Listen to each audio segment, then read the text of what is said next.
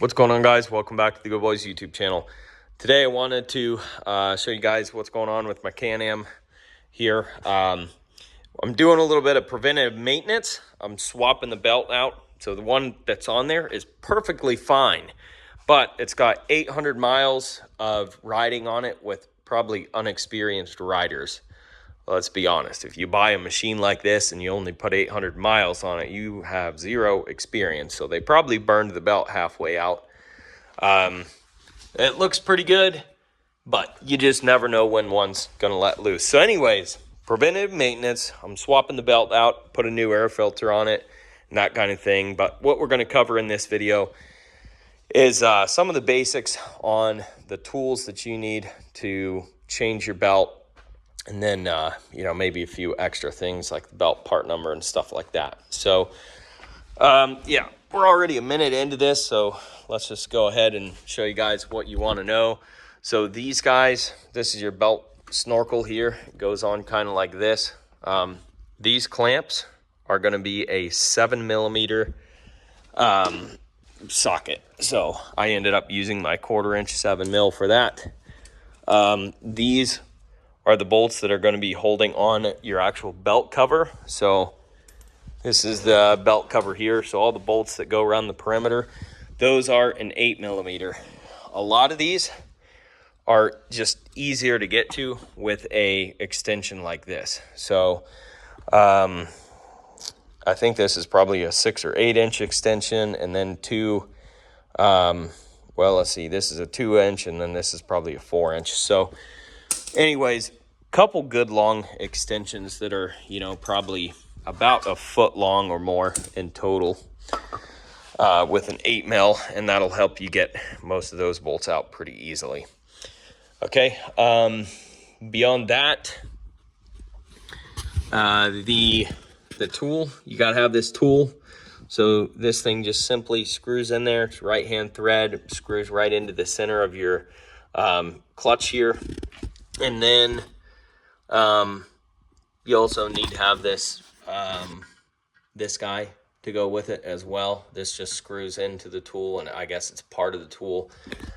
One thing to note here, number one, this is a 13mm, so that's one thing. Number two, I am going to be keeping a penny or some coins in my toolkit, because when you go to screw this thing down, it is going to dig into your clutch if you don't, which some people are fine with that, but I don't. I'd prefer to not have my clutch all marred up. So yeah, I think that's pretty much it. It's pretty self-explanatory. One other thing here, this is the old belt. These belts are not directional. From everything I understand, they are not directional. Okay, when you take a used belt off that's still good, if you plan on reusing it, what I've heard is that you want to put it back on the same way you take it off. Okay, so that's the only exception to the rule of, directional belts, but they are not directional. Okay, so this arrow right here, this is facing towards the front of the machine. So the front end of the machine is that way. And as you can see, this is your primary clutch coming off the motor. This is the secondary going into the transmission. To get the belt off of here, it's pretty simple. You basically roll it off just kind of like this. As you can see, I'm doing this just one-handed here, so it's not too big of a deal really. So once you get it off the back, you can then pop it right off the front. Again, all one-handed. It's pretty simple stuff, really.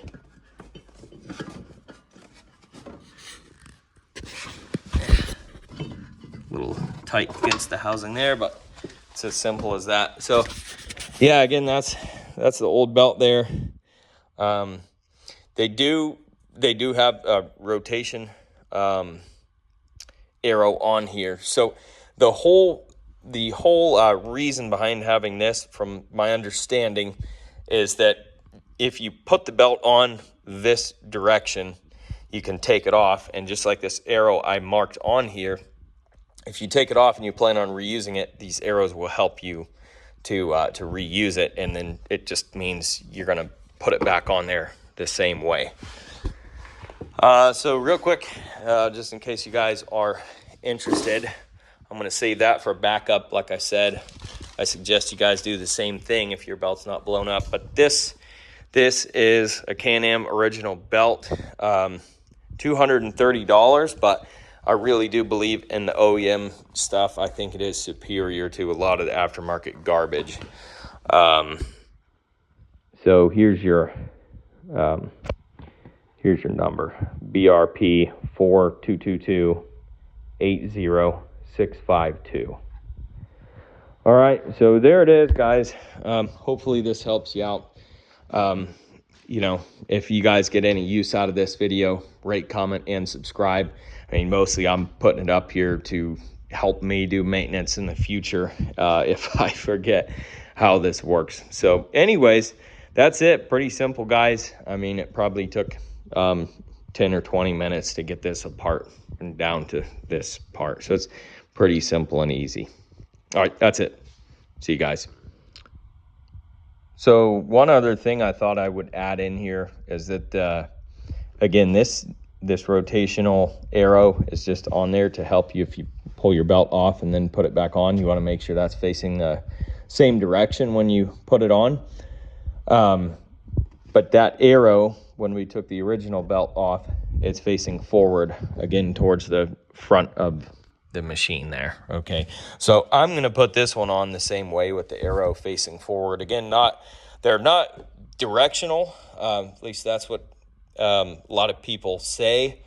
I don't think they really are directional. I just think that, you know, probably the case is that you if you take it off, you put it back on the way it came off, right? So that's engine 101, right? Everything goes back in the same spot and in the same direction. One last thing I'm going to show you guys is this belt break-in. Maximize your belt life, break it in. So basically, it just says the break-in period is an essential part of maximizing the belt life and performance. A break-in period allows new belts to seat themselves to the clutch faces, optimizing the surface contact and adherence. This combination helps eliminate belt slippage. A new belt requires a break-in of 50 kilometers or 30 miles. During the break-in period, avoid strong acceleration and deceleration, pulling a load, high-speed cruising, okay?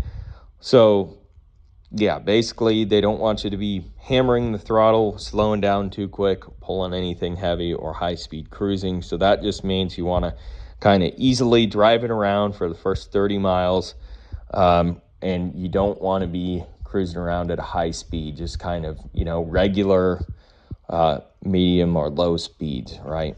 But that's it, guys. I thought I'd add that in there. So again, don't forget to rate, comment, and subscribe. Catch you in the next one.